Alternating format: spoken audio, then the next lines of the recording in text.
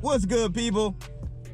Doing an in-car video today, and man, I had to do an in-car video because this is going to be a rant about a few different things here. I haven't done a My Two Satoshis videos. One eternity later. All right, sorry about that. Man, that thing hit my knee, it hurt. So haven't done a My Two Satoshis video in a couple days. Been sporadic this week, period. Just haven't been in the mood to do anything really related to crypto as far as reporting on it, simply because I've been really monitoring what's going on with this coronavirus thing. I'm sorry, COVID-19 is what the World Health Organization wants us to call it. That's one subject we can touch on today, which is, I can't stand that organization. They're clearly they're clearly pandering to China. One doctor said they're so impressed with the way that China is dealing with this virus. Now, granted, right now they are doing much better. They are doing much better. But initially, no, they tried to hide it for months. And it's probably the reason why we are where we are with the situation. Granted, you know, I think it still would have spread, but the pace at which it's spreading is much faster than if they would have taken, you know, what that one doctor who now is deceased, that one doctor said in a WeChat or Weibo, whatever, a chat room with the other physicians. If they would have not suppressed his voice, right, and allowed him and taken his information seriously, we wouldn't be where we are today. So it's like, yeah, you can praise, you know, you can praise them for what they're doing now, but what they're doing now is out of necessity. It's not because they want to. You know, they've got hundreds of thousands of people, I think, infected, and probably closer to 1 million people infected or more, and probably almost 100,000 death rate. You know, 100,000 or more death rate. I don't care what they're telling us. This cannot be only 2,000 people dead, or nearly 3,000 now. Come on now. You wouldn't react the way you're reacting if there were only 3,000 people dead. You know, what I want to talk to you guys today about is something very weird. And just to me, when I'm reading this, it was sent to me by some person on Facebook. I don't know her name. Let me see if I can even pull it up on here. Oh, here it is. Lisa. Lisa's her name. I don't know her. She's a friend on Facebook, but I don't even know her like that. But she sent me, look, and this is the thing. She sent me something on January 4th I never even looked at. And for whatever reason, I looked at what she sent me this morning at like 6 a.m., 7 a.m. And crazy. This is gonna blow your mind if it's true. I mean, some of you bookworms out there, maybe you've read it. This is why I'm doing a video, to see if any of you read this book by Dean Koontz called The Eyes of Darkness. And again, she sent me this. I don't know if you guys will be able to see that. She sent me this morning.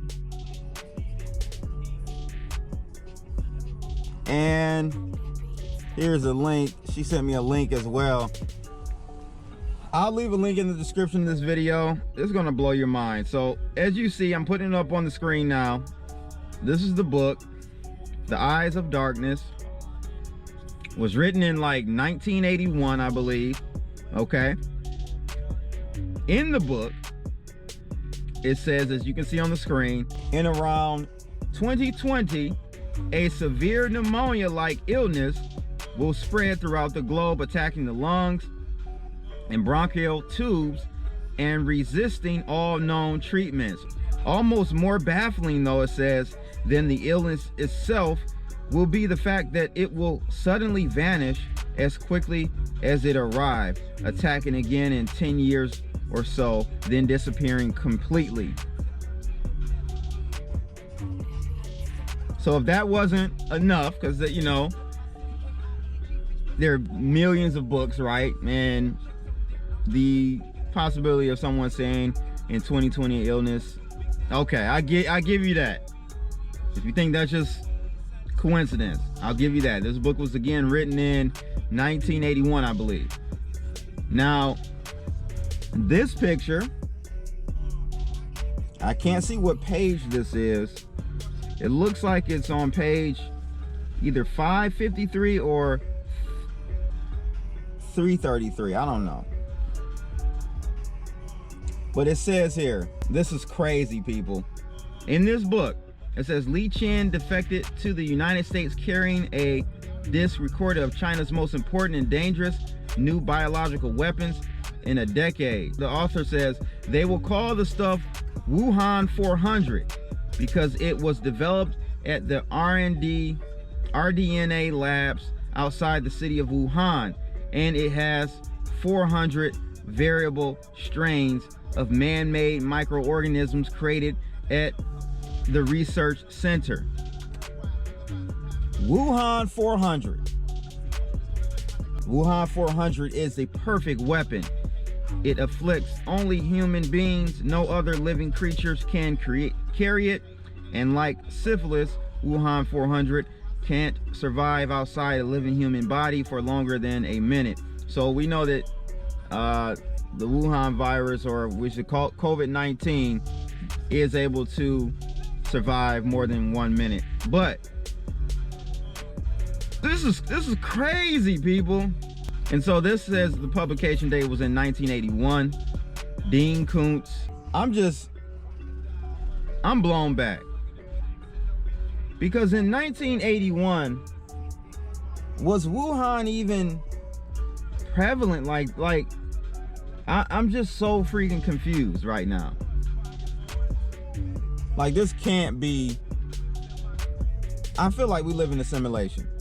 This stuff is just all, someone has created a simulation that's just playing with us, yo. This is crazy. So if it doesn't get any, that's not weird enough. If that's not weird enough, look, I'm gonna leave a link to this in the description below. Do not buy this book on Amazon. Try to find, if you have not read it, I need someone to find a copy. The Eyes of Darkness and The Key to Midnight. These two books. So we go look for it on Amazon, right? Look at this. Look at the price of this. I don't know if you'll be able to see it. Yep, you see it correctly. This book is going for sale for $851 on Amazon right now. Why, you may ask? I'm assuming because this is going to be a collector's item, I would assume, if this Wuhan COVID-19 virus gets any worse. Because how would, of all cities in the world, if all scenarios that an author could come up with, they pick Wuhan and a virus that affects the lungs. I don't know, man. You guys let me know in the comments below. I'm gonna leave a link to this book on Amazon just so you can see it, not for you to buy it, because I don't know the validity of this book and it having this in the book. Any of you bookworms out there, let me know if you've read this book, if you've known about this. It just makes no sense to me. It really makes no freaking sense. So on to this whole COVID-19 situation. So as I've stated, the World Health Organization, no credibility in my book. No credibility in my book at all. And the reason is because the head of the WHO, if you want to just for short, the head of WHO is just pandering to China, to the Chinese Central Party. That's all they're doing. You know what I'm saying? And it's sad. You know, why are you giving them praise for something they should have done at the beginning? From the onset of this virus, they should have been locking down. They should have been as proactive as they are now, because now we have it in Iran. We have it in like over 50 something countries at this point. So it's just like, don't praise them now. The damage is done. I'm really pissed off at how that's playing out. Second thing, now we're seeing that there are rumors that it's mutating in Iran. I'm not too positive about that. I personally don't think that it's mutating. I think that it's the culture in Iran. They kiss each other on their cheeks. They participate in their tradition of hookah. They're very fatalistic in their beliefs when it comes to, you know, God, Allah, and leaving things in Allah's hand and stuff like that. So because of their religious beliefs, I think things are spreading faster and more than, I think they're starting to try to get it under control now, but for a while there, people were not taking this seriously. I think that's what the case is there in that situation. I'm not too sure that the virus is spreading or mutating. So yeah, I don't think they have a mutated version. I just think that it's their cultural behavior that's propagating this virus at a rapid pace. But I could be wrong. Look at South Korea. You know, that's a totally different country, totally different culture, and it's spreading like crazy out there too. But I'm gonna tell you, I'm concerned, and the reason why I'm concerned about the United States and its situation in handling this COVID-19 virus is the fact that we have this American exceptionalism mentality. America is the greatest at everything. We do everything exceptionally better than everyone else, and that's going to be our downfall. Because to be honest with you, even though China did really hide this thing and is the cause and reason for it spreading the way it has around the globe, what they did after that are the measures that will need to be taken here. Those types of measures will need to be taken on here if we are going to mitigate the spread of this virus, this novel virus. However, so far, it's been the total opposite. Like, I'm so upset at one, CDC, two, the president and the cabinet that, you know, is helping him with PR in this situation. It's just horrible. He's just downplaying it like it's not that big of a deal. And, you know, he's more upset. I just saw a FedEx guy coming into my complex, and he's wearing a mask. That's hilarious. That is hilarious, which is smart though. Very smart. It's just very upsetting to me to see how we are handling this, or lack of we're not even testing people. How can we say that we have this under control and we're not even testing people? It's the most idiotic thing I've ever heard of in my life. That's how effed up in the head our leaders are.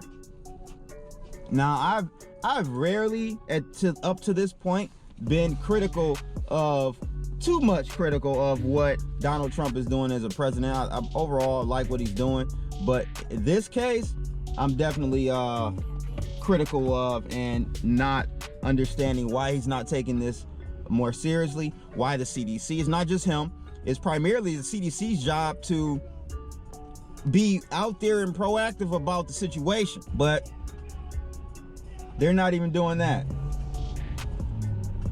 He's got a mask on, but he unfortunately has a regular surgical mask on. Again, see, these are the types of things that We have to educate people, man. Surgical mask ain't do jack for you, homie. You gotta have an N95 or better. But anyway, it's spreading in California like wildfire. They've got 800 or 8,000. I can't remember which number. I'll just go with 800 because I don't want to sound hyperbolic or, you know, anything like that. 800 people, monitoring 800 people on self-quarantine. What the hell? Nonsense.